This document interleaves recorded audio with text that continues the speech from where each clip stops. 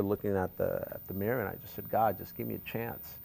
I just need a job so I can help my family, because we were just in a very bad situation at the time. People just need a shot in life, right? They need somebody to show them a system, a mentor that's going to be patient with them, because personal development allows you to associate with some of the most successful people in the world, even though you don't know them.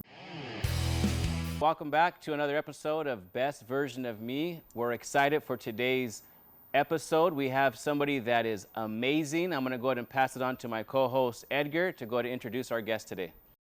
Oh man, this next person that we're going to bring on, let me tell you, he probably doesn't need any introduction, but I'm going to give it to him anyways. I've known him for over 20 years. I consider him literally a brother. I've seen this guy evolve. He's really the epitome of rags to riches, from just always keeping consistent, having a vision of what he wants. I think I got the vision board from this guy, and I'm going to ask him a lot of questions about the vision board. But the thing about this person that I really admire is he's a family man. He's had his business for over 20-something years, same business, thousands of employees, but most importantly, he has a heart of gold. Everything that he's learned, that he's gotten, he passes it on. In fact, we were just having this conversation right now. He doesn't do it for the money no more. He does it for the greatness of others. And when you get to know this person, as I have, he's truly, truly the heart of gold, sincere, loving, compassionate human being that always strives to be the best. I could go on and on about this person. We've had our stories. One time we were going to the Elton John concert that he invited us to. We went the red carpet, and that's a whole other story. But man, I'm just excited to get you on. And first off, thank you so much, Mr. Edwin Arroyave, for having us here at one of your properties. One of, I would say, many, from Dana Point to Encino, 2 properties here in the hills. Man, I could just go on about you in the introduction, but Thank you. Wow. That was a great intro. Well, I could keep going. I'm a little embarrassed with that. No. I think I left so much out. You and I have so much history together that wow. I see you all the time on YouTube being interviewed by Ed Milet, Grant Cardone, the Jordan Belfort. Yeah. You just came out on a podcast that's going to be launching soon, the Genius of Jesus. With Erwin McManus, yeah? Yes. Yeah. I'm excited to see that. It's a great mentor of mine. But without further ado, Mr. Edwin Arroyave. Yeah, it's good to be here. All right. So our show, Best Version of Me, yeah. Edgar and myself, when we think about that, you're one of the first people that we thought about having on the show. Okay. Why? Because Best Version of Me, it's not just the business, not just the finances, but it's family, it's faith, it's the whole being. And you are really a model of being the best version of you. We respect you highly in all those categories. So maybe we can start with being Edwin, the family man, the husband, right? The father, the son. So maybe you can kind of talk a little bit about your upbringing, and then kind of go from there as a family man. Yeah, no, perfect. So I was born in Bogota, Colombia. My parents and I came to the United States when I was 6 years old. And unfortunately, due to some unfortunate circumstances, we lost everything we had. So much so that I had to become the man of the house at the age of 15 years old. At the time, I was lucky enough to get a job working at a call center, selling long distance over the phone, which was not an ideal type of job for me because I was very shy. I was very timid. In fact, I was so shy and so timid that what most people don't know is that before I got this interview or this job, I'd gone to 15 different job interviews. But I'd get so nervous during the interviews that I literally would start sweating and I couldn't complete sentences. And then my buddy of mine is like, hey, I found this job. They hire anybody. Just show up. They'll hire you. Where was this at? This was in Santa Fe Springs. So at the time, I lived in Huntington Park, right? Yeah. And I remember taking my Nissan Sentra, just a beat-up Nissan Sentra with no shocks. It's kind of like this thing, and I'm driving, right? I got the window down because we got no air conditioning, right? And I get to this interview, and I'm already kind of sweating. I'm like, God, I hope I don't sweat. I hope I don't sweat. And sure enough, I show up to the interview. I get nervous again, dripping in sweat. And I'm wearing a white shirt, so you can just see all the sweat. The guy interviewing me is like giving me, you know, tissues, and I'm like, yeah. So of course, I don't end up getting the job, right? And I remember just being discouraged, and I was all filled with sweat. So before I left, I went to the restroom, and I remember looking at the mirror, and I just said, God, just give me a chance. I just need a job so I can help my family, because we were just in a very bad situation at the time. And you're the oldest, yes? Middle. So I have an older sister, but she was already, at the time, she was dating somebody, so she wasn't living with us. So it was just literally my siblings, mother, and I in this tiny little bedroom with no windows, right? And you're the man of the house. So I'm the man of the house. I'm trying to get a job, right? And so I'm leaving so I leave the place, and as soon as I walk out those doors, after my little prayer to God, there's a gentleman outside. He's like, hey kid, when do you start? And I said, I don't start. You guys are full. And he says, no, we're not. He says, follow me. And he walks me up to the HR room, and he says, you need to hire this kid. I need him to start tomorrow at 3 p.m. Wow. And the beauty of that is that's the same person that 6 years later helps me start my home security business. So that's why I'm a firm believer of that, you know, people just need a shot in life, right? They need somebody to show them a system, a mentor that's going to be patient with them, that believes in them, that's going to help them out. And that literally was my story. And it's why I'm so passionate about what I do now, because I want to help people kind of go, you know, if this kid that was sweaty, that couldn't complete sentences, has been able to do it, then obviously I'm a testament that anyone can do it if they really put their mind to it, if they really want it. And you know, as I go back to that 15-year-old kid, you know, again, 15-year-old, man of the house, dad's away, on vacation, for a long vacation. For a long vacation, unfortunately. And but I remember saying to myself, I don't know how to, like, I can't complete sentences. How am I going to do this job where now I got to communicate with people? But honestly, I got the courage I got the courage to do this job I did not want to do. And did you have any experience? No. That, right? I did it out of desperation because I was so tired of seeing my mom at the end of the month not be able to pay for the rent. I was tired of us not being able to eat at the end of the month. I was tired of us living in this tiny little bedroom without any windows. And finally, I was just tired of roaches waking me up in the middle of the night. So really, the avoidance of pain caused me to take action towards something that demanded more than I thought I was worth. And at the time, I figured, okay, I'm going to focus on what I can control. There's only two things I can control at that point. I could outwork everybody, and I could prepare, because preparation is always giving me confidence. And all this other stuff on the left side that made it impossible, right? Because my goal was to make $100,000 a year by the age of 21 years old, right? I always had that number in my head. I literally would think about this number thousands of times when I was young, 12, 13. How am I going to make $100,000 a year? How am I going to make $100,000 a year? Because that $100,000 a year was related to getting my family out of the situation that we were in. So then I just said, okay, well, in order for me to make $100,000 by 21, I have to become the manager by the age of 18 years old. And $100,000, that's a lot now, but even back then was even a lot more. Of course, right? Yeah, that was back in like '96. I said, okay, as long as I could become a manager by 18, I could make the $100,000 by the age of 21. And again, I focused on what I can control. You know, I didn't focus on the fact that most people there were going to college, way more talented, spoke better than I did, and had seniority over me, right? I didn't focus on that. I just said, I'm going to focus on what I can focus on. Sure enough, 18 years old, I become the youngest manager in company history. Not because I start making about $1,000 a week, which was a lot of money back then. But it wasn't because I was the most talented. The 6 people in front of me all got fired for doing some stuff they shouldn't have been doing, and I got my shot. And that was a big moment in my life, because it was the first time that I really began to believe in myself. And other than hope and faith, I think the most important thing that you need in life is you need to believe in yourself, and that's because you could only receive what your mind can accept.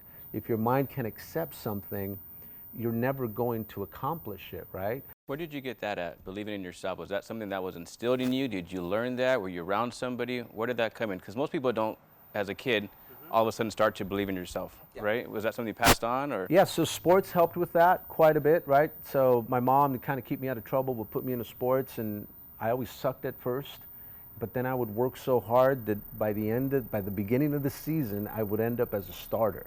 So I quickly found out that as long as I worked hard, I could possibly make things happen. But the main thing that gave me confidence is my mom would always pray over me. She'd always pray over me at nighttime, in the morning.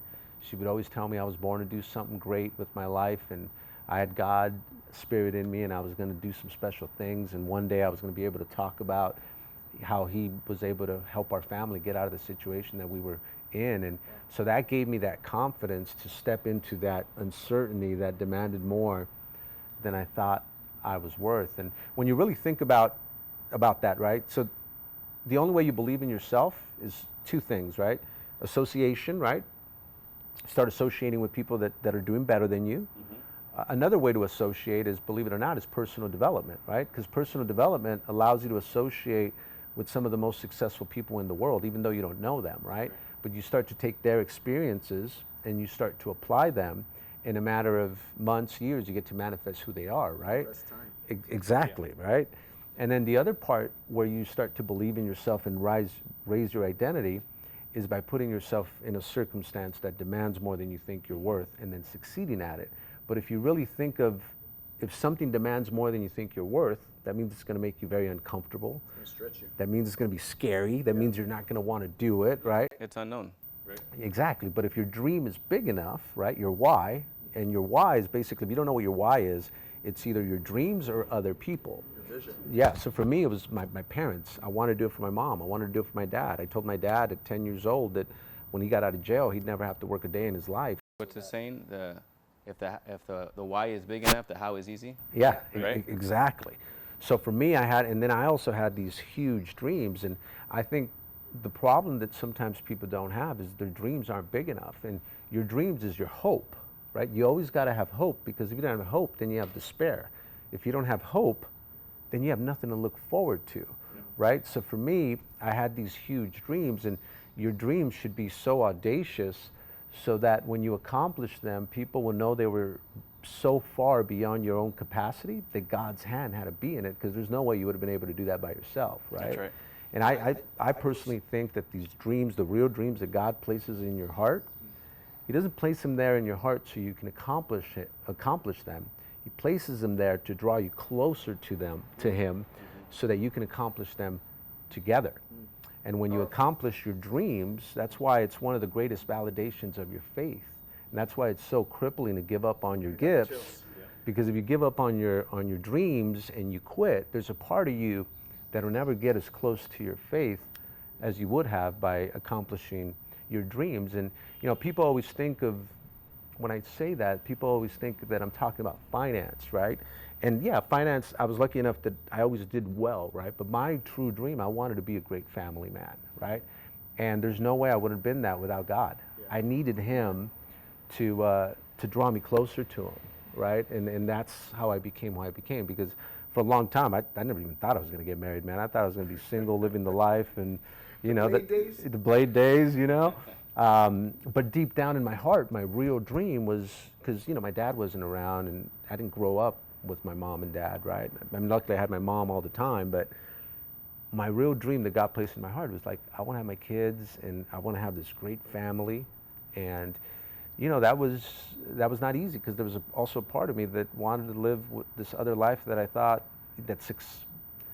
that I was sold on, like, you're successful, yeah, this is what success is, you should have all of this and all of that and all of that. I'd ask him about the Blade days, because that's the part that he's kind of talking about. He's blading around it. He's blading around it, but yeah, so that's where those dreams are, right? And if you always play it safe, right, and you don't go after these dreams, then I believe you're kind of squeezing God out of the formula. Because God is when you dream, that's from God, right?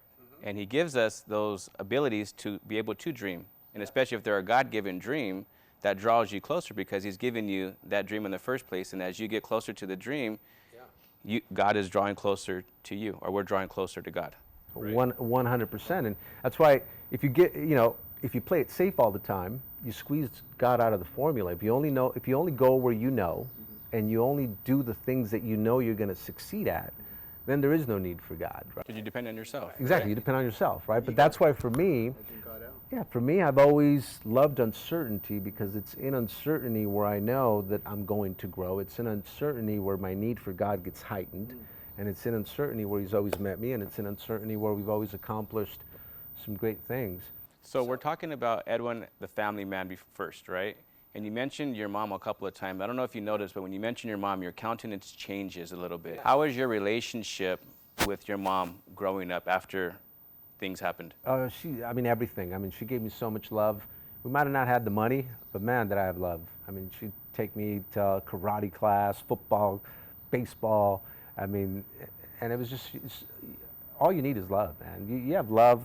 Yeah, I've had the privilege to be around the Arroyave family, and let me tell you, the apple doesn't fall far from the tree, because you're like that golden child. When they talk about you, everybody's eyes light up, just the same way your eyes light up when you were talking about your mom. I'm proud of you. Right? You know, and I believe you bought your mom her home. Yeah, that was a big dream of mine. That was huge. That really inspired me, and I'm sure everybody that works with you is like, wow, because that's to this day my goal is to buy my mom and my parents a house, because they lost the house during 2009. But so a great relationship with your mom, right? So we have Edwin as a son. You talked a little bit about your siblings. How about now Edwin as a father and a husband? Yeah, so, you know, kids, you know, I have 4 kids now, right? And I'd say my first daughter was really the one that kind of made me slam the brakes. And we make us grow up, right? yeah, it's funny because, you know, I've always been a very giving person, but in my personal life, I was a little selfish. Like when it came to my love life, I was selfish, right? I didn't see it at the time because all I saw was Edwin the businessman that was always very generous, always about serving, helping people. But in my life, I was kind of living a Dr. Jekyll and Mr. Hyde, right? Like I was this other person in my personal life, right? I loved the party. I was irresponsible. Yeah, I was irresponsible. You know, I loved women, you know. You gotta tell some Blade story. So anyway, but we'll get there. But you know, my first daughter, she made me realize, like, wait a minute, this isn't the life that you want, right? At the end of the day, she can't be meeting girls every week, you know. You know, my daughter, my first one was from a previous relationship that just didn't work out, and unfortunately, a month after we broke up, I found out she was pregnant. It was kind of that. So she's always been with me from the get-go, and and the crazy part is then I met Teddy 3 weeks after, and I mean, I thought there's no way I'm gonna. The last thing I thought was after she was born was that I was gonna meet someone I was gonna really settle down with 3 weeks later, and you know, it ended up happening. And best blessing in my life, you know, I got to focus on family. My business took off after that, right? I mean, my business was doing really well for those first 10 years, but I mean, it really started taking off once I got focused, and you know, now I had a new purpose, right, in life. And you know, now, as far as I try to be as present as possible, especially on weekends, because I still work out a lot of hours during the week. So you know, I kind of negotiated with the wifey, hey, on the weekdays I'm not as around as much, but you got me on weekends. So let's talk about being present, right? Because as a business owner, an entrepreneur, somebody that's successful, even though you go home, as much as we like to leave it at the door, our minds are usually still going, thinking about certain things, right? So being present there with our loved ones who we're working so hard for in the first place, how do you are able to be present, right? How do you be present? So that's what I was having a hard time with, because my wife was like, you need to be home by 6. We need to have dinner. It takes you 2 hours just to get in traffic. Right, and so then I'd get home and I'd be sitting at dinner, but then I wouldn't even be present because I'd be thinking about everything else. All the things I didn't get to do, right? So I told my wife, I'm like, look, this isn't really working, right? Why don't we just take that 2 hours a day you want me to spend, you know, at dinner or whatever, or just from 6 to 8, I'll try to make it at 6. If I make it, great, I'm gonna be present. But if I don't, on the weekend, I'll spend 16 hours, right? I looked at the hours, right? 2 times 8, right, or whatever. And I said, I'll be fully present. Like, I'll be with the kids, no work. I'm gonna be fully present with them and disconnected, and I'll make up the time there, as opposed to being there but you're not there. Yeah. Like, and then golfing on weekends or being with your buddies on weekends. Like, that's why it's hard for me to go to anything on weekends, right? And even football, when it was football season, because I'm a big football fan, I'm a big Rams fan. Yeah. That's why I bought the RV. The only reason I bought the RV was so I can bring my family with me. And everybody else. And everybody else. I've had the privilege to hang out with them. He makes it a party. I'm talking not 20, not 30, about 100 people with a taco stand guy, everything. That's a true experience, a tailgate experience. Mhm. Yeah. But yeah, no. But yeah, it's always been about, for me, other people. I mean, I think about, just going back to the story, when I was 21 years old, right? The same VP of sales comes in my office and he says, "Hey, I'm going to resign and I'm going to start this home security company." He says, "I can't guarantee you the $70,000 a year that you make here, and the benefits that you have. But if you make this work, you could double, triple, quadruple what you make here." And the first thing I thought, to success, you need drive, I think, and common sense. Mm-hmm. And that's what I used. I used common sense. I said, this guy's making 250 grand a year. He's resigning because he thinks he can make millions in an industry that really hasn't been touched. And then the second thing I thought was, if this guy is willing to mentor me how to start a company from the ground up, I'm like, this is the mentorship I've been looking for. And then the third thing. And that guy had no experience in the alarm industry. No. He just had, obviously he was VP of sales of this long distance company that we worked for. And we just knew that at the time, no one was really going after the lower income, middle class neighborhoods, right? And we figured out a way where we could make it affordable so that it could go to the masses. So, and then the third thing, I thought, I was a big dreamer. So, I had the dream of getting my dad to retire him. My mom, at 12 years old, I promised her that at 21 years old, I was going to buy her dream house in Downey at the time. And then I had these huge dreams. I was 16 years old. I would ditch school. I'd come to Rodeo Drive. I'd go window shopping. And then from when I stopped window shopping, I literally would come to Hollywood Hills, and I literally would look at houses, Beverly Hills as well, and I'd be like, one day, I don't know how I'm going to do it. It's the story of my life. I don't know how I'm going to do it. I'm going to figure it out, but I'm going to get a house on the edge of the hill that overlooks the entire city. And that was... You technically bought two. And then one house here, Yeah. and then the neighbor in front decided to build a house, Yeah. blocked your view, because this is a great story. And then you bought the house in front of him. And no one blocks you. But that was really, that was a big dream that I was like, man, this is my dream. This is where I'm going to end up. And then I used common sense. I said, is $70,000 a year going to make those dreams happen? And the answer was clearly no. So then I looked at, one of the ways you eliminate fear is you look at the worst case scenario and you're okay with the outcome. So I looked at the worst case scenario. I said, okay, what's the worst case scenario? Worst case scenario is I fail miserably. And at the time I was living in Southgate, which was a little bit of an upgrade from where we lived in Huntington Park. And I said, if I fail miserably, maybe I have to move down a mile from the street to the, projects in Watts. Yeah. Not that much different from that little apartment that I lived in, right? But if I make it work, all these dreams can happen, right? Yeah, and then the other thing I thought is, as far as common sense, is $70,000 a year going to be available again? And truly in my heart, I felt like that opportunity would show up again. But the opportunity to be mentored by the only successful person I knew at the time in an industry that was untapped where we can make millions, I just couldn't pass up. So even though everybody told me I was crazy for doing it, I left that job and boom, I started the company. You left the sure thing and you went to the unknown. I went to the unknown. I stepped into the uncertainty of something that demanded more than I thought I was worth. And then I succeeded at it, and here we are, So, but part of that was touching the dream, right? Touching the dream was me coming to Rodeo Drive, me coming to Hollywood Hills. It got me out of the bubble of Huntington Park. Mm-hmm. It got me to see that, wait a minute, there's way bigger things out there than what I've seen, right? So people were telling me, oh man, you've made it, you're making 70 grand a year, you're 21 years old. And then I came out here and I said, wait a minute, man, I'm still this tiny. There's so much growth left, right? So touching the dream got my subconscious mind to go to work on finding opportunities to make those dreams happen. So reality. When that opportunity came, my subconscious mind was like, this is your shot. Yeah. This is how you're going to get to that next level. Yeah, you were vibrating in this frequency that was just, my mentor said, there's not a lack of opportunity, but there's a lack of our people with the vision to find it. And the fact that you were there and you were looking for it, you were attracting it. It was just there.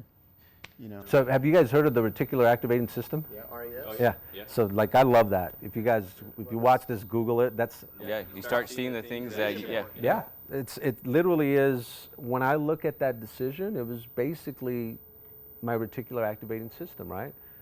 So quick summary for people that don't know it, right? Your reticular activating system is part of your subconscious mind. Your subconscious mind sees everything, right? It catches all sensory information, right? But intentionally does not share it back to you. because you go crazy. You go crazy, you go overwhelmed, you fall asleep. So instead, the subconscious mind filters what information it's going to send to you, right? And it does it, by the way, the reticular activating system. So the way I always tell people, think of it, the reticular activating system, as a net that blocks everything it hears, everything it sees, unless it's got three things. Anything related with your dreams, which is why you're supposed to have big dreams, right? Anything related with your self-worth, which is why you're supposed to have your identity, right? And anything related to survival. So as I look back to my story, I was obsessed with making 100 grand a year. I needed that for survival, right? My self-worth was kind of high because I'd already succeeded in some of these things that demanded more than I thought I was worth, right? So I already felt I was worth 100 grand a year or more. And then lastly, I had these big dreams. So when everyone told me, dude, you're crazy, I'm like, wait a minute, this is my shot, right? Yeah. And I tie it back to the reticular activating system, because sometimes if your dreams aren't big enough and if your self-worth isn't high enough, you could have an opportunity that's basically in front of your face. You won't see it. How'd you get your self-worth up there? I think that's something that some of the audience may be wondering, and whatever's happened to them in life, like what was it that created you from having here to here? Your self-worth. Again, taking on those things that demand more than you think you're worth, which is they're challenges, right? So I have this formula that I've used for, I call it the happiness formula, right? It's really, I think, what gives people happiness. And if you use, the idea of this formula is you use it for all areas of your life, right? You could use it for faith, you could use it for family, for finance, for fitness, right? And fitness is body and the mind, right? Talk about that too. Right? So the balance is, you want to have a balance of the following three things. You always want to have a purpose in life. Purpose is your hope, right? What are you looking forward to, right? A purpose is what keeps you alive. It's your dreams, it's your goals. It keeps you alive, it gives you happiness. And remember, it's a balance of these three things that I'm about to talk to, right? Not two, not one, you need all three. Yeah, so you need all three, right? So you have to have purposes at all times. Okay. What people don't understand is that problems, challenges, also give you happiness, right? Because if you don't have problems, the only way you're going to grow in life is to go through resistance. It's like a diamond. The only thing that, right? yeah. So what gives you fulfillment is two things: growth and contribution. So the only way you're going to grow is to go through resistance, is to go through challenges, right? Like yin and yang, purposes and problems are inseparable, right? So now that you know that, when you have problems, when you have challenges, you embrace them. It's actually a good thing because you know you're going to grow from it, right? And let's just think about it this way. Let's just say you didn't have problems and you didn't have challenges. You would get bored of the game of life. Yeah. So like if I play you basketball, we play one-on-one, and I beat you 15-0. I'll have fun the first game. But if I continue to beat you, It gets boring. it gets boring. I'm like, I don't want to play you. Like, this is boring. You already know the outcome. I already know the outcome, right? So if you're stagnant in life, if you haven't grown in life, it's probably because you haven't challenged yourself. Yep. That's why it's a good thing to have problems. It's a good thing to challenge you. And the third one, which is the most interesting one, is what I call restricted freedom. Restricted freedom is where you celebrate your accomplishment, but you're also present, right? The reason you need a balance of all three, because what was happening for me, I became good at accomplishing things, but I was never present. Because I was already, I wasn't celebrating. I was already looking for the new purpose. Yeah, you didn't get to enjoy I didn't get what to you enjoy accomplished. it. Right, because I was already, all right, what's next? What's next? What's next? So I was never present in the celebration.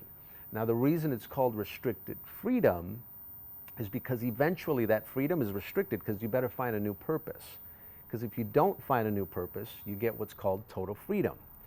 Total freedom is this lie that people think that that they tell you want. You don't want total freedom, because if you have total freedom, that means you got no purpose, that means you got no problems, and that means you can't solve anything. And we were put on earth to create. Whenever we don't create, that's when we go stir crazy. That's when we start getting anxiety. That's when we start getting depressed, right? What wakes you up in the morning? Yeah, Right? and that's why you see so many people with money that are miserable. They're miserable because they stop. Yeah, because they stop creating, right? And that's why, ideally, the bigger the purpose, the bigger the problem. Just to give you a recap, right? Your job in life is to solve it. Once you solve it, you reward yourself, right? And that's another part. You have to reward yourself. How would you reward you? Well, for me, I started rewarding myself like when I had a big week. You know, when I first started in sales, like I'd go spend $200 on a dinner, right? And Self-worth just went my up. self-worth, right? I was like, oh shoot, man, I see why I'm paying $200. Yeah, Like, validation. yeah, I was like, man, I want to get back here. It was a dopamine hit for me, and now it made me go want to work even harder, right? But that was me having a good relationship with money. I knew I was a money-making machine, and the money was always going to keep coming. Like I wasn't afraid of not making money, and that's what I think happens to people. They try to hoard their money all the time. No, I'm not going to. And because they hoard the money, they don't go touch the dream. If you don't touch and taste the dream, why would you want to work hard or try to figure out opportunities to make it happen? Right? Especially when you come from nothing. Yeah. And then you get something, you get scared that you're not going to be able to keep it, so you hoard it. Yeah, so you hoard it, right? And then eventually you end up losing it anyway. Exactly. Right? Because life's going to punch you in the face, and when it does, it's probably going to take all your savings, if not all of it, and then you end up in this vicious, endless cycle of like trying to save enough money to finally take action, to finally become whatever it is you want to become. But it's actually not like that. It's first you become, right? First you got to be, right? And but yeah, so back to that formula, right? Purpose, problems, right? And restricted freedom. You do all of that in all areas of your life, you're always going to grow, right? And you always want to grow because you're either growing or you're dying. And the only way you, so like I consistently try to challenge myself. In fitness, I'm challenging myself. I just turned 45. Like, I want to be more ripped than I was at 21 years old, right? Part of it is that challenge, but the other part is there's so much I'm taking on that I need my body to be at its optimal capacity. So now I want my fitness, but now I got to challenge myself, right? Same thing with finances, right? It's okay. How do we get better, right? Same thing with faith. You know, I want to get better, and so now most of my mentors, one of my main mentors right now is my pastor, right? They're all men of faith, and that's a part that I want to get closer to, right? So, you know, you associate with people that are doing better than you in those areas, right? If it's in finance, well, you associate with somebody that's doing better in finance, right? So that's kind of the idea. So let's talk a little bit about fitness and health, right? Being the best version of you. What is your daily activities? What are your goals? How does that fitness and health play within the person, Edwin? Yeah, so in regards to fitness, I'm very intentional about, and again, it's a lot easier for me now because at first I did it for vanity reasons, right? Like I just wanted Want to look good with your shirt off at summertime? Oh, and he still does. I saw that six-pack in that picture. but now honestly, it's got nothing to do with that. Like I'm just a better person if I can work out in the mornings. It's who you are. So it's who I am, right? Yeah, it's part of its lifestyle. So it's a lifestyle. So it's funny you say that because what I talk about to my guys all the time is discipline is hard at first, right? It's a lot of resistance, right? But if you can sustain discipline for a long time, it becomes a lifestyle. Right. And when it becomes a lifestyle, it actually becomes fun. Yeah. And it, like I love working out. It just gets me in a good mood. I love running, you know. How's your schedule like on a daily basis? I know we had a conversation that you immerse yourself into just reading, watching YouTube content. So reading is hard for me, so that's why it's the first thing I do when I wake up, right? So, well, the first thing I do is I do my gratitude exercise. How's that? So I ask myself 7 powerful questions, which I got from Ed Milet, okay. which I think he got from Tony Robbins, okay. Which is what am I happy about? What am I excited about? What am I grateful for? What am I proud of? What am I committed to? What am I enjoying? What do I love, right? And then the sub-question to that is, what about it makes you feel this way? So as I get up, I'm brushing my teeth, I'm like, what am I happy about? And sometimes it'll take me 2 minutes to figure it out, right? And what's kind of cool about this exercise, I remember this one time I was, on a Sunday I wake up and I'm just like in a bad mood. I don't know why I'm in a bad mood. I'm just in a bad mood. I'm brushing my teeth. I'm like, what am I happy about, right? And I couldn't think of like anything to be happy about, even though I'm like living in this great house and everything. And then all of a sudden it hits me. We had just had our best company sales record in company history the day before. Wow. So not even 8 hours had passed and I had already forgotten about that special moment. And then all of a sudden I'm like, wait a minute, that was freaking awesome. That's awesome, and it just changed my whole thing, right? I remember asking myself, what am I committed to? Well, I'm committed to my wife. Well, what makes you feel that you're committed to your wife, right? And then it hit me.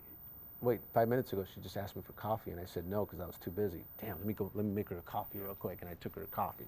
So if you consistently do that, you start to cultivate gratitude, and gratitude is everything, right? Because if you're grateful, you can't be angry, you can't be worried. If you're grateful, you have love in your heart. If you have love in your heart, you have abundance. So you're going to want to serve people first, and then you'll have influence, and then you'll be able to lead people. Like Tony Robbins says, right? You can't be angry and grateful at the same time. Exactly. Right? Yeah.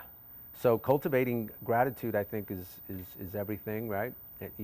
Also, if you can become great at turning a negative into a positive, I think that's one of the greatest gifts you could ever have. So for me, explain that. I understand, but explain that to someone who's always thinking just negative. And we all have those friends. We call them negative Nancy. Yeah, she's your friend too? Oh yeah, we all have a Nancy, right? Yeah. So how would you, in the most simplest terms, shift that? So other than hope, faith, believing in myself, if you ask me what my other gift was, and it was just, I think something given to me by God, is I've always been able to turn a negative and turn it into a positive, right? And if you really, when something bad happens to you, right, and because life's going to punch you in the face, right? If you truly get to the root of the problem, right, and you take ownership of the problem and you're the problem, then you can't, you become the solution. When you blame people. Repeat that again, Edwin. When you're the problem, then you become the solution. So you take responsibility of everything that happens to you, no matter what, right? Even you just take ownership over everything. The problem is when you blame people, right? And you play the victim. You're giving them the power. You're giving them the power, and you can't control them. Yeah, you're waiting for them to solve it because they're the ones, they're the problem. So you don't have the solution, right? So that's obviously one way, and then the other way is to look at everything in life is an event in your life, right? So what happens is people try to control the emotion. You can't really control the emotion. What you can control is the event, the meaning that you give to an event. So you go to an event in your life happens, and you either attach a good meaning or a bad meaning to it. If you attach a good meaning to it, you're going to get the emotion you want, right? So, yeah, perfect example of it. I remember when I first bought my Tesla, I was like literally, I ordered that thing like 3 years prior to that, the Model X. I was one of the first guys that got the Model X, right? Literally the first day I got the thing, maybe the second day. We're here at a red light, just seatbelt on, waiting for the light to turn green. All of a sudden, these two cars lose control because they're racing each other, just slam into the driver's seat and just like smash my car, right? And I remember thinking to like myself, damn, it's my brand new car, and I just paid a ton of money for it, and I was waiting for it for 3 years, right? And I took ownership right away because that whole morning I was just taking my time, watching TV, just doing things that lollygagging. Yeah, basically I was doing that, right? Powerful. And I thought to myself, if I just would have done what I was supposed to do, I wouldn't have been there at that time. This is my fault. That's powerful. And then when it was my fault, I wasn't mad anymore. I was just like, all right, let's go camping, because we were going camping that same day. I was over it. It was cool. Yeah. Powerful. I think if more people took responsibility, I think we would have a world that works for everyone. Yeah. Because there's so many people living in survival that it's just, I think that's why we got to get your message out there, Edwin. Yeah, thank you. We got to have you on more again. And we were just talking about, so we were talking about before we started, right? In 2021, when I was going through one of my most difficult times, right? Turning a negative into a positive. The negative was that I kept planting seeds, but nothing was happening yet. Like I hadn't seen the results yet, right? And I'm working harder than I've ever worked, right? Like I'm putting 16, 18-hour days, and I'm just attacking because When I get into that mode, I just take massive action, and I figure it out, right? And we're going through a tough time in the business at the time, and then I remember saying to myself, it's supposed to be hard. Like, do you think you're trying to get to $1 billion company and you think this thing's going to be a cakewalk? Like, this is what you're supposed to be going through. It's part of the journey. It means it's going to happen. You're on the and right then road. and then right? Sure enough, yeah. I mean, and then it just took off. Poof. Quantum. It's just quantum. Like it was. Seeing the evidence along the way. But it was me, you know, that turned that negative. Like, man, it's not happening right now. I thought it was going to happen. It's not. And then just continuing, not giving up, not giving up. Source. And then yeah, and Thank you for that. that was a nice little turn a negative into a positive. I felt like that so many times, and I know a lot of people listening to that. We're doing, but you just said something. Just be. Yeah. Just be, and the doing will lead to the having. And I think that's what happened. You were just focused on your beingness. The whole conversation, listening to you, it's Edwin is just who he is. He's just focusing on his beingness. Yeah. The cars, the Lamborghinis, the $1 million homes, the beach houses, Yeah. the #1 company in the U.S. for alarms, all that came because you just simply focused on the formula that you keep living by, which is just the beingness. Yeah. Who is he is Edwin Bean. Can you explain that, because you started off with that? Yeah, so becoming is literally everything we've been talking about, right? Becoming starts with hope, right? That's the #1 formula, right? Hoping is, it's that desire of wanting to do better, right? So that's the hope, right? If you don't have hope, you're dead, right? That's the purpose. Then the second part of that is you gotta be, the second part of becoming, so it's becoming, starts with hope. Then it's faith, right? Faith is positive mental attitude, right? It's 90% of winning is just being able to turn a negative and turn it into a positive, right? Faith is, I'm a follower of Christ, and I know that He's with me, and with Him I could accomplish some big, big things, right? It's the Christ, we can do all things. right? exactly. It's the projection of the most beautiful possible thing for the future, right? Faith is taking action before you have what you need. That's the part that most people miss, right? It's taking action before you have what you need. My life story is about taking action before I had what I need, right? The third part of becoming is believing in yourself, right? First, you got to believe that you're worth $100,000 a year in your heart before you actually have it. That you're worth $1 million a year in your heart before you actually have it. Well, the only way you're going to believe it is by experiencing it. The only way you're going to experience it is by stepping into the uncertainty of something that demands more than you think you're worth. And when you succeed at it, your self-worth goes through the roof. So now what happens is you become. Now that you become, you start taking action before you have what you need, because #1, you realize you're a money-making machine and the money is on its way. That's so good. #2, when you take action before you have what you need, it sends a signal to God, letting Him know that you do have faith, and now you cause Him to act. Because in life, everything is reciprocal. If you want something first, guess who's got to give it? You got to give it. So if you want faith to work for you, you got to take the first step. Not God, you got to take the first step. The third thing that happens when you take action before you have what you need is you get a blueprint on what you need, and then all you have to do is break it down to the ridiculous. The more you can break it down to the ridiculous, the more attainable it becomes. The more attainable it becomes, the more realistic it becomes. The more realistic it becomes, the more you want to get off your butt to make it happen, right? So what causes you to take action is your ability to think you can get a result. To the degree that you think you can get a result will be to the degree that you will take action. And then the last part is the have. Have is another one that people screw up. This is where you put the date on when you're going to have it, right? So now that you have the date, now you go after it like your life depends on it. Now the reason this is one of the hardest part is, especially when you're trying to get to the next level, I don't know why this happens, but there's probably a 99% chance that right before you're going to get your goal, life's going to punch you in the face. Like you're doing all right, you think you're getting close, and then life's just going to punch you. What's that saying by Mike Tyson? Everybody has a plan till they get punched in the face. It's going to knock you down harder than it's ever knocked you down before. And this is kind of where you got to spring back up and you have a choice. Do you go back to the person that you were before, the person that always makes excuses, oh, this is the reason this happens to me, this is the way I am? Or do you just push forward, focusing on the things that you can control, right? So for me, my gifts, right? I've identified those as I always knew that I had influence, right, over people. Like people trusted me, people liked me. Yeah. I knew I could lead. I knew one of my, I guess, insecurities was that I wasn't very smart, and it takes me a while to learn things. So because of that, I have to spend more time making it dumb-proof. But now because I made it dumb-proof, I could now teach it to the masses. I could duplicate it, right? So that became a gift for me. I could make it replicatable, right? Duplicator, multiplier. And then I could lead, right? And then but everything else, like I didn't know how we were going to go from one state to be in 32 states. I didn't know how I was going to go from 6 office employees to now, over hundreds, right?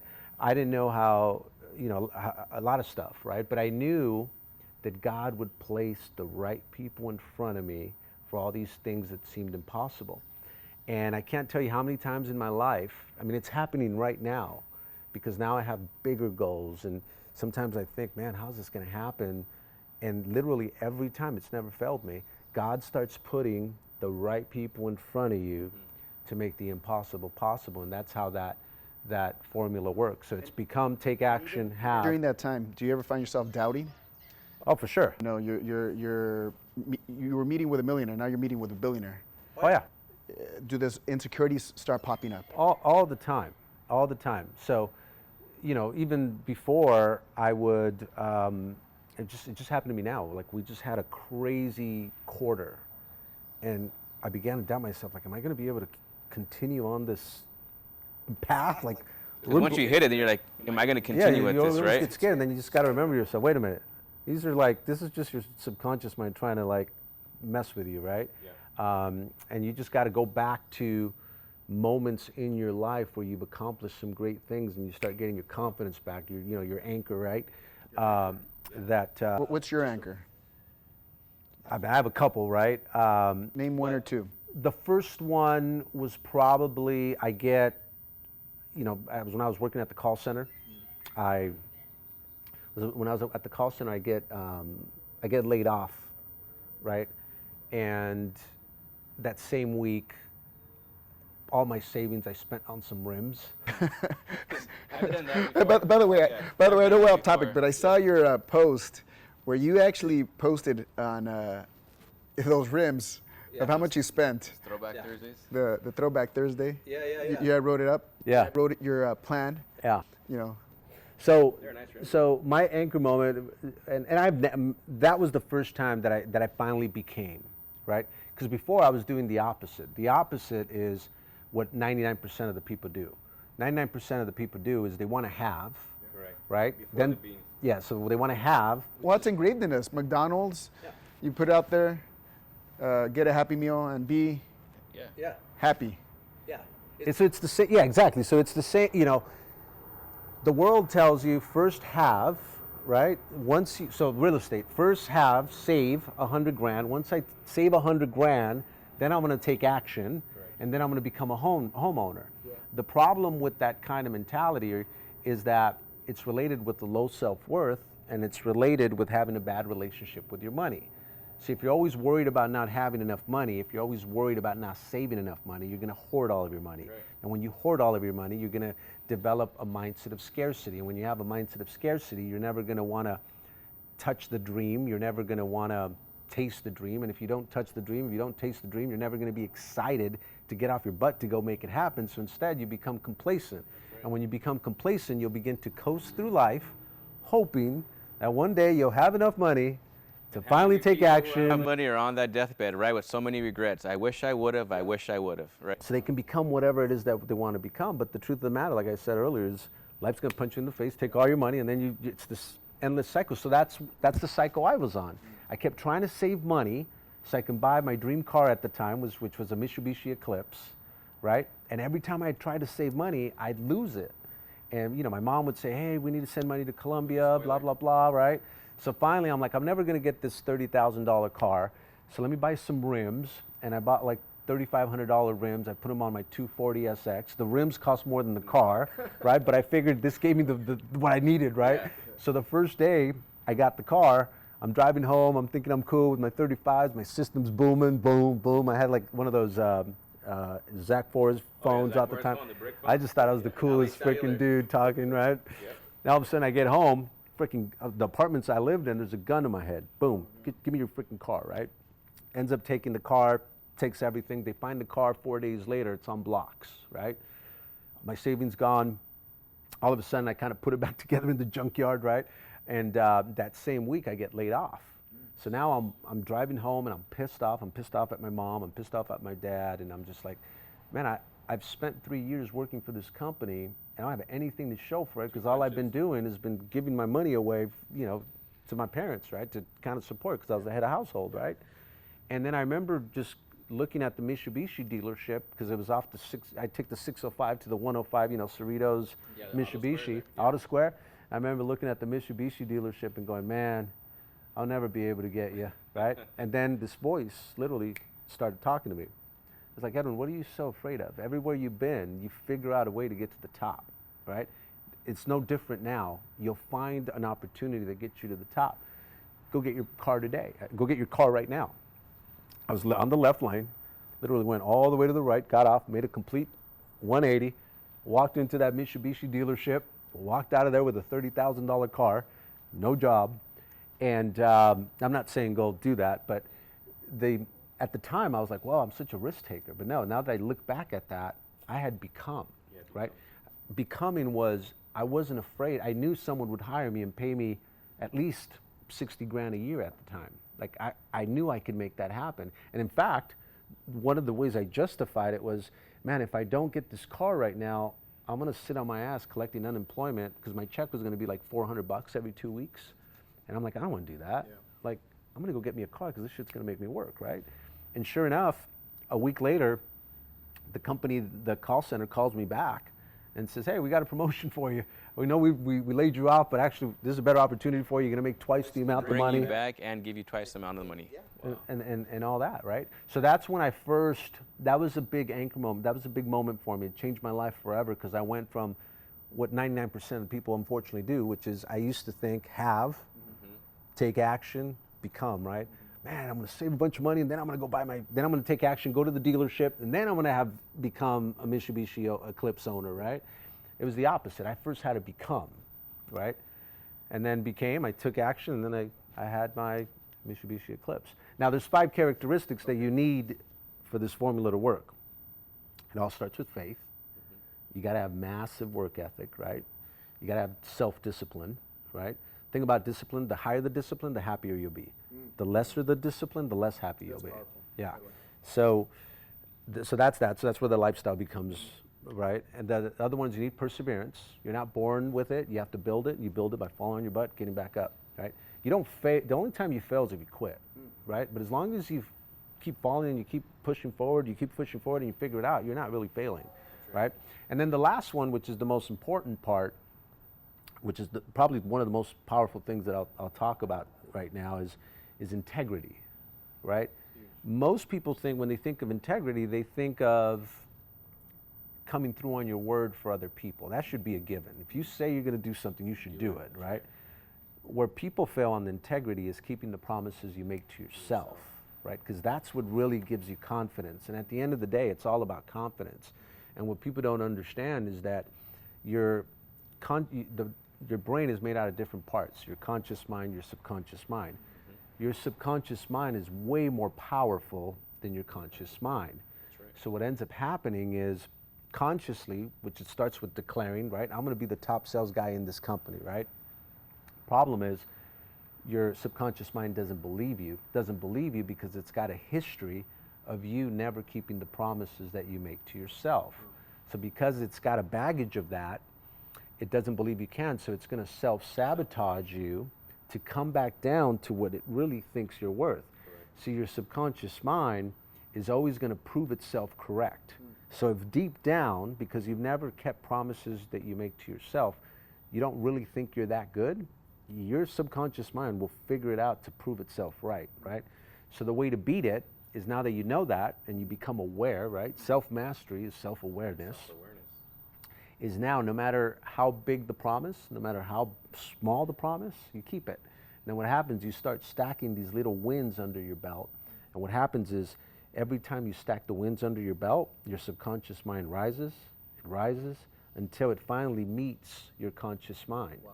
And when it meets your conscious mind, you literally start attracting everything. Wow. Everything just starts falling into place, and it all happens for you. What a way to conclude this conversation. I know we could go on for. Yeah, we can go on forever, man. We got to do this again. Yeah, we got to do it again. And you know, we haven't even touched the subject of your wife. We haven't touched the subject of Blade, because I know we got to do part 2, man. We didn't even get into half the stuff we wanted to talk about. no, his wife was the one who told me about the Blade story. That's why I love it so much. Yeah, we'll get to the Blade story. Yeah, we'll get into the Blade story. We'll get into. I give you an example of my self-limiting belief that almost took me down, where for the first time in 2017 was the first time that I ever surpassed my self-worth. And because the company was making so much money that I didn't believe that I could run that kind of company. So I literally began to self-sabotage my entire life to bring me back down to what I really thought I was worth. How were you like what kind of things were you doing that was self-sabotage? Well, that's going to be part 2. That's right. Yeah, you got to leave on the cliffhanger. You got to leave on the cliffhanger. Oh man, well, Edwin, I got to tell you, I got chills. Just sitting here with you is just powerful, and I just want to tell you thank you. Yeah, thank you for having me. It's an honor to be here, guys. I look up to you guys a lot too. So we got to end the show with, obviously the show is called The Best Version of Me. So what does that mean when you hear best version of me? What comes to mind? Continuing to improve, right? Continue to challenge yourself, figure out new ways to challenge yourself, right? In all areas of your life. To me, you know, if you want to be great at something, you have to become obsessed with it. What that means is that other areas of your life will get sacrificed. The good news is that during your lifetime, different areas of your life will spike. So the key is to identify what areas of your life aren't spiking, and then become intentional about making incremental improvements in those areas, right? Because if you make incremental improvements in those areas, you'll never let that area of your life die off. Because again, in life, you're either dying or growing, right? But if you're making improvements, you're never going to let that area of your life die. I think the problem that sometimes happens is you become so obsessed with an area of your life, and the other ones get neglected, and you allow one of those areas to die off. Then what ends up happening is it could set off all the other areas to die off, and the whole thing just comes crumbling down, right? So I think if you're just intentional about making little improvements, so like if you're not into your fitness, right, because you're all into your finance and you're all into your money, you know, and you just start at least running for 5 minutes a day, right? Then eventually go to 6 minutes, 10 minutes, and just make incremental improvements, right? And know that it's okay that sometimes you're going to be, like for me, at a young age, man, I was obsessed with work, because I wanted, by the age that I had a kid, by the time I had kids, I wanted to have the flexibility to spend time with them whenever I want. Like I've never missed an important moment in my kid's life, right?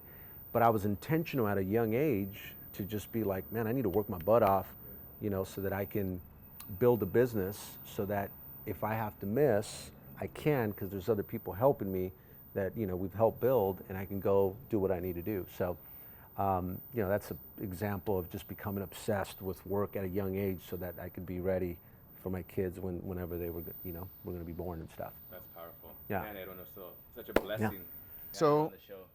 how's someone find you? I know your Instagram, but is it something that people could find you? They want to get mentored by you. When's your next? I know you're always doing platforms. I see that you're on several speaking engagements. I remember you were on there with Kobe Bryant. Yeah, it was a fun one. Yeah. I know that was probably one of the but that's on the next. Yeah. But where can the audience find you? So Instagram's probably the best place, right? So it's under, well, you can put my name, Edwin Arroyave, or you can just put Tedwinator. We love you. Thank you so much. Love you guys too. Yeah. Appreciate you. We'll see you on the next episode. Let's do it. All right. All right. What it means to me is that it's a best version of me is a it's a quest, but an unachievable destination, right? So there's never a spot to where, and I think every successful person will agree.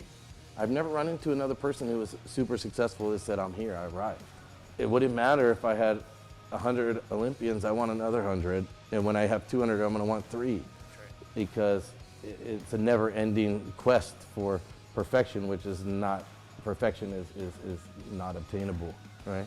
So for me, just constantly being a better version is this, right? Having these conversations and trying to meet with people that you respect and trying to just break barriers every day.